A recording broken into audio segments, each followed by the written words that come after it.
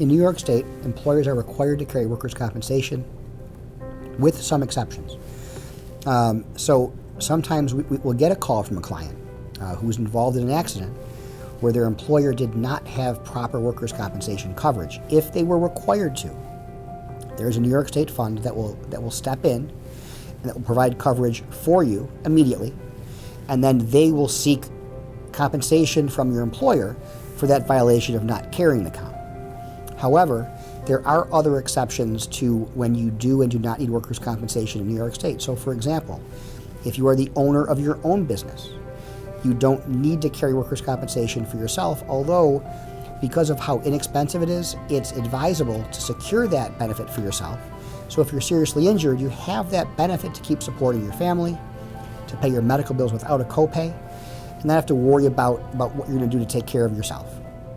There's one more exception, and that is if you are working on the job and you are truly an independent contractor. So if you are not a W-2 employee and you are on a job site and you are your own boss essentially, meaning you're an independent contractor separate and apart from the other contractors or employers there, and there are certain tests that are involved.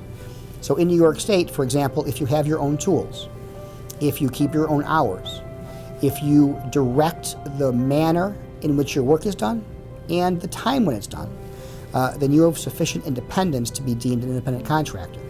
Now, there are gray areas where that test is argued on both sides, but the employer or the companies on site are not required in general to provide workers' compensation insurance for people that are on the site that are truly independent contractors. So therefore, it's advisable to look into that. If you have your own company, even if it's just you, look into the cost of it.